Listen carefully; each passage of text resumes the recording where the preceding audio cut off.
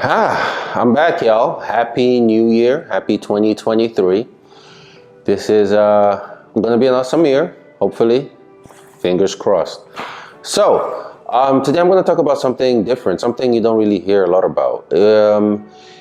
It's a genre of photography that you don't really see that much because of how complicated it can be. I'm talking about shooting at night.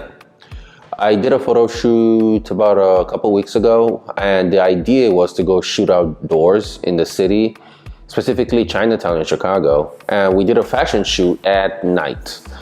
It's a couple of things are interesting because first, you don't have a lot of light to work with. Then you have to make a decision. Do you want to work with natural light or do you want to work with a flash? So I've been seeing a lot of fashion photos where people just use direct flash. I've never been a person that used direct flash before.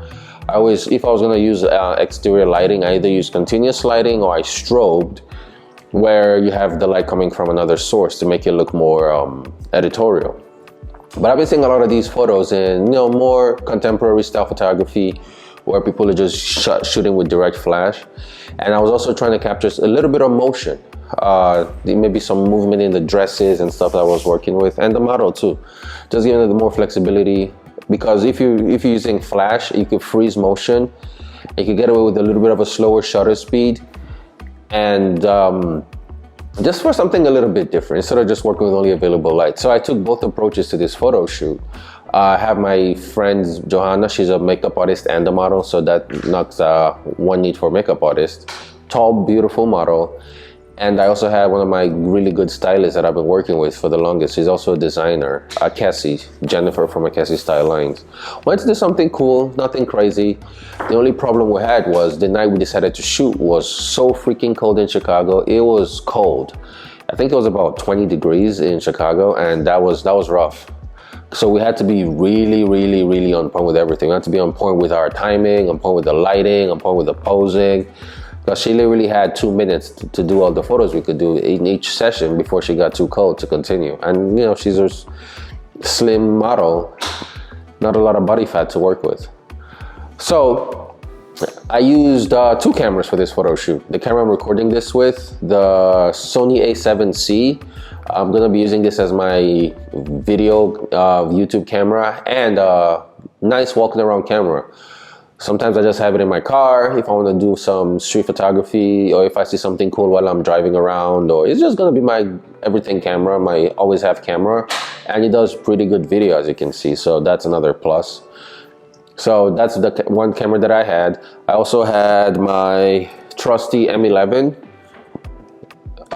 This might be the last time you see this camera on this channel, by the way. That's another story for another time. So I had the Leica M11 with the Voigtlander 51.0 Nocton ASPH. That lens is phenomenal. I'm going to do another video about that lens in a second because you guys need to get on this lens. It's phenomenal. It's the best thing I put on my Leica, and I've used Summilux, and this is my favorite lens I've put on my M-body yet. So that's a spectacular lens. So went out. I bought this little flash unit from the camera store. It probably cost me 60 bucks. Direct flash that goes on top of the camera. I didn't feel like carrying a bunch of strobes or continuous lighting or just anything. I just wanted to be super, super basic, super plain. So I was just gonna use the flash directly at the model to light her up.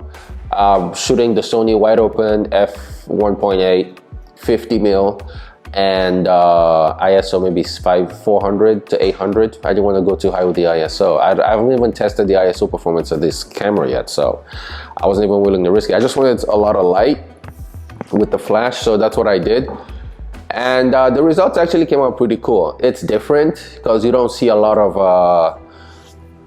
shades in the light. It's just one big source of direct light, but I was also able to capture some motion with the model, with her dress and the outfits and stuff, so that was pretty cool.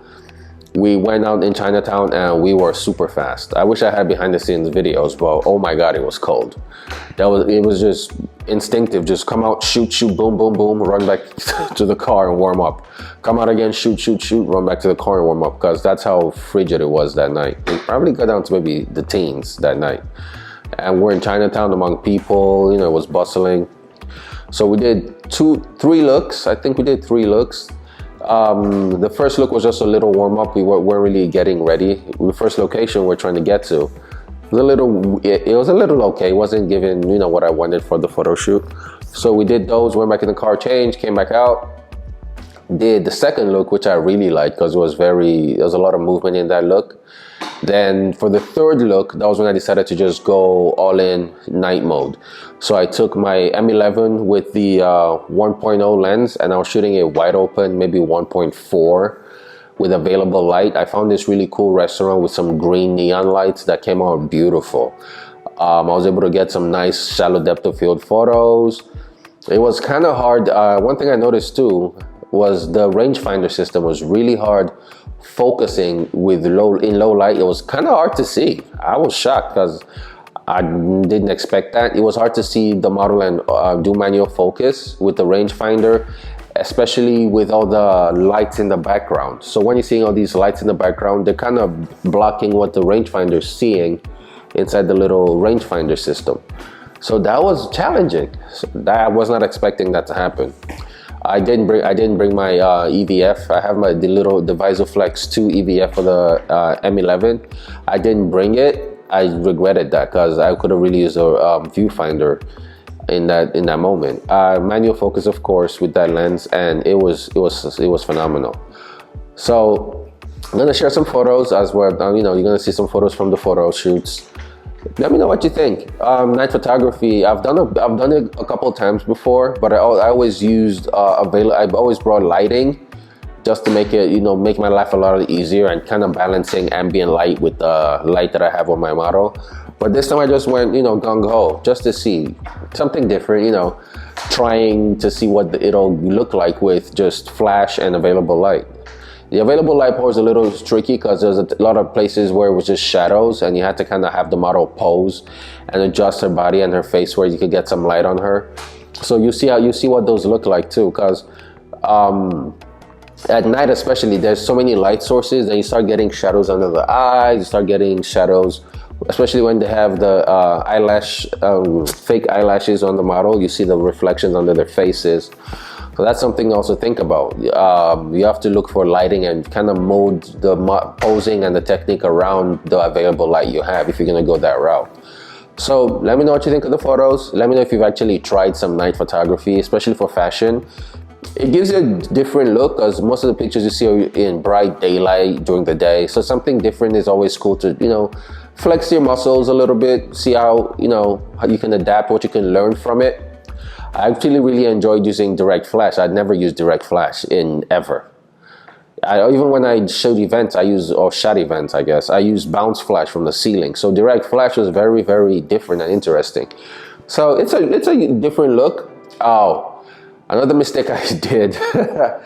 I had just bought this camera that I'm recording on, the A7C, and I didn't switch to RAW. I actually shot all these photos you're gonna be seeing from the A7C in JPEG. I forgot to switch it to RAW mode. I just always had cameras on RAW, and I never went to the settings to adjust the files to RAW files. And that was interesting because I thought I was pissed. I was mad at myself because I thought I was just gonna have unusable files. These are gonna be trash. I can't adjust my white balance properly, or I can't really edit the colors the way I want to. But it was fine. It was actually really fine. I was stunned. The JPEGs came out beautifully. They had a lot of latitude for editing. The files were flexible. No noise, nothing.